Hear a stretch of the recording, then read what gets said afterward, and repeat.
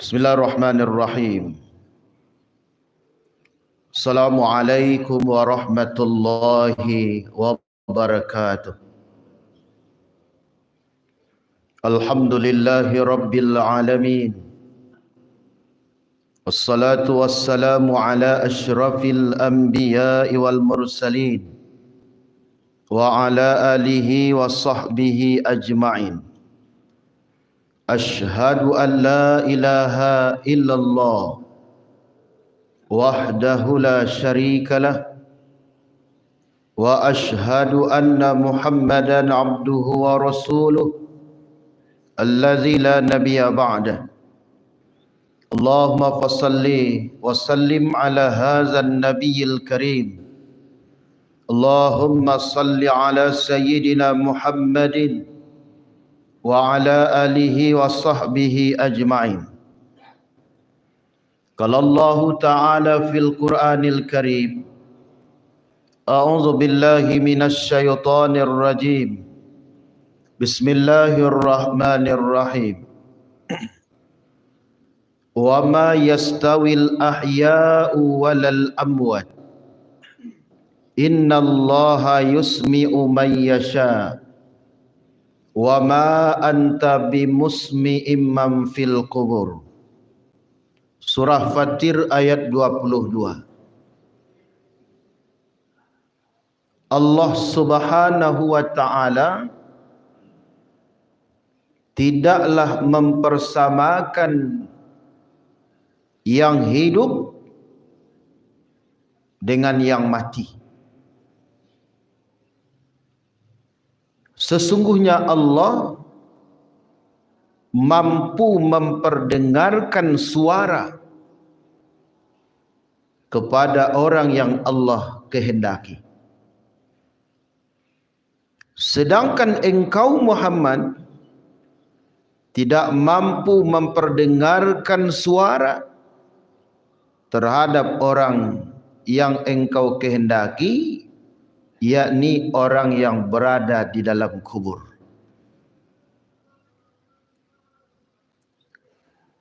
Salah satu mukjizat Nabi sallallahu alaihi wasallam kaum muslimin, beliau bisa mendengar dengan izin Allah pekikan mayat yang disiksa di alam kubur. Dan juga suatu kali Rasulullah pernah menanyai tengkorak kepala orang yang saat itu kuburan digali oleh sahabat di Baqi Arqad, karena memindahkan kuburan orang musyrik yang berada di sana. Kaum muslimin wal muslimat jamaah zuhur rahimani wa rahimakumullah.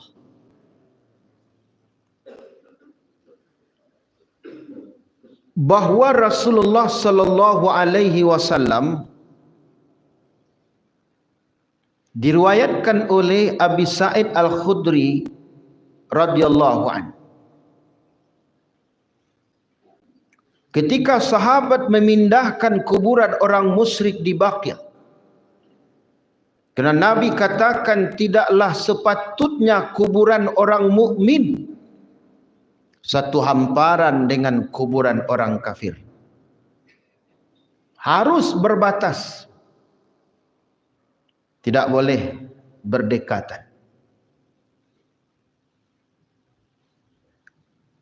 Lalu kaum muslimin disuruh oleh Nabi sahabat menggali kuburan itu dan dipindahkan ke tempat lain.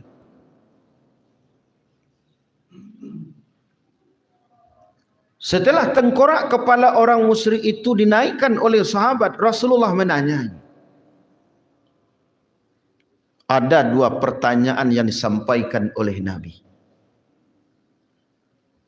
Sudah berapa lamanya engkau dikubur di sini?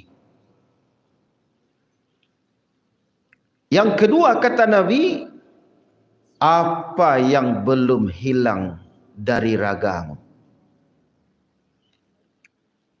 Sahabat tercengang. Sebenarnya Pak, dek karena sahabat tidak mendengar. Nabi tidak bisa mempadangkan anan didengar oleh beliau. Selesai itu sahabat bertanya kepada Nabi, kata Abi Sa'id Al-Khudri, "Ya Rasulullah, engkau menanyai tengkorak, apa tidak salah? Akankah tengkorak itu bisa menjawab pertanyaan engkau?" Kata Nabi SAW, "Aku diizinkan Allah, bukan aku punya ilmu itu." Ya kalau Allah mengizinkan, lebih dari itu Allah mampu. Tengkorak itu menjawab, kata Nabi SAW, bahawa saya sudah berkubur di sini selama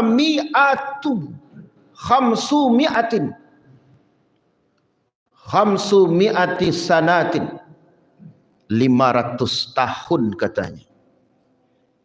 Dia 500 tahunnya dalam kubur.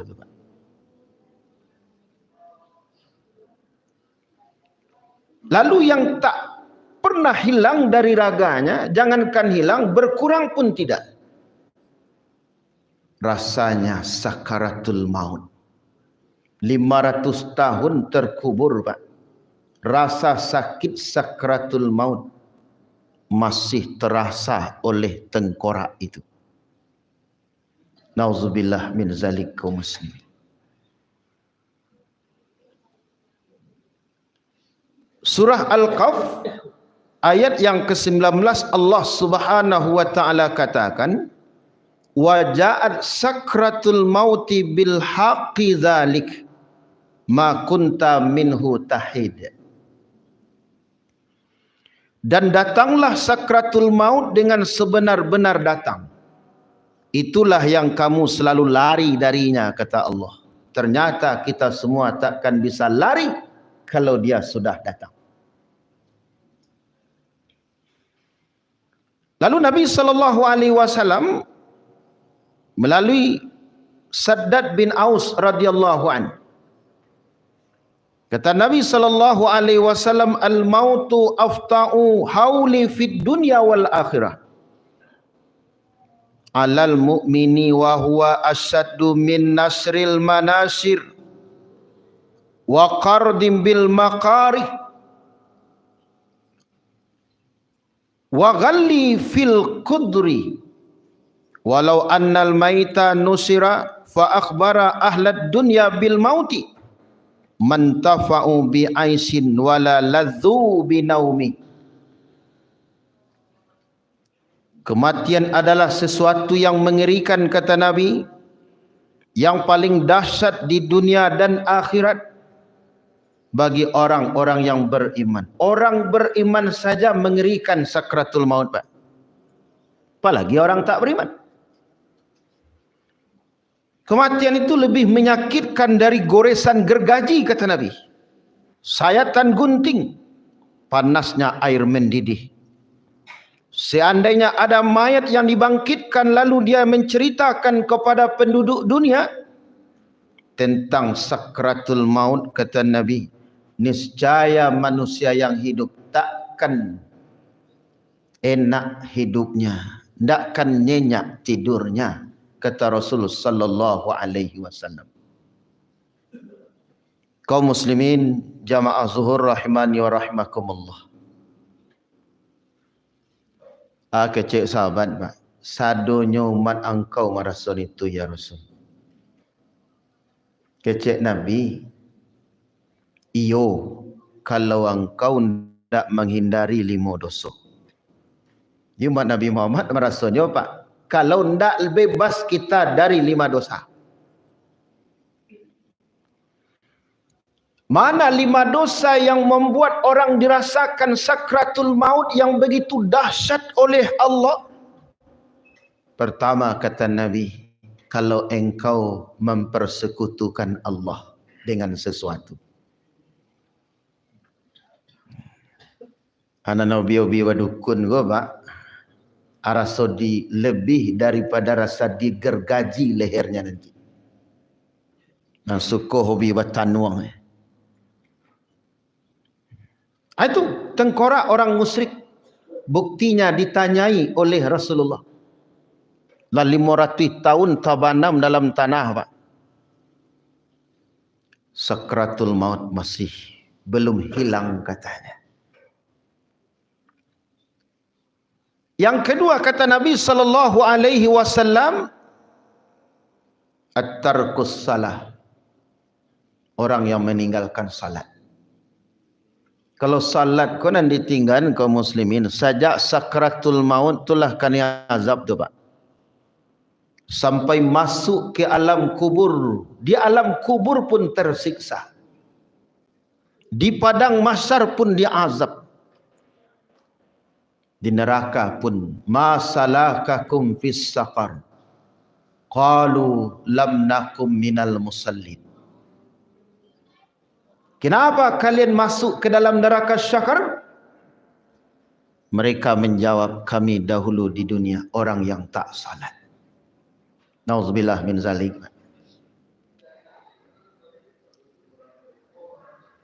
Orang di neraka tu kaum muslimin, ucapan terakhirnya, Pak, ya laitani kuntu turaba.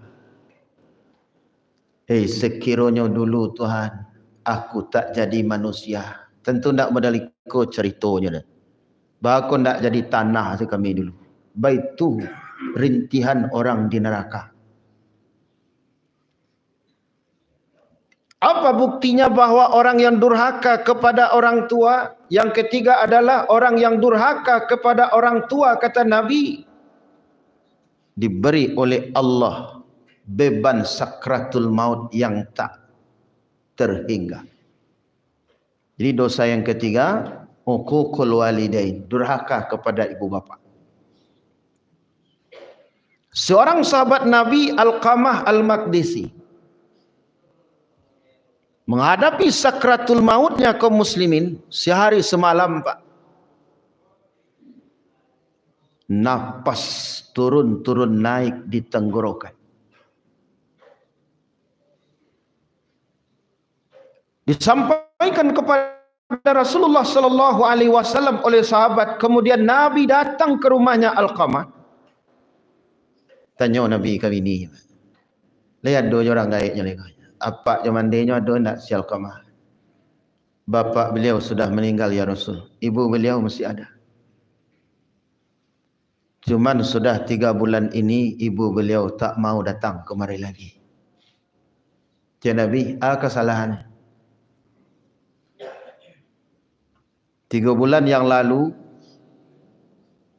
udah ambo ko membali 2 helai baju. Yang salai untuk ambo dan salai untuk ibu. Ternyata berbeza.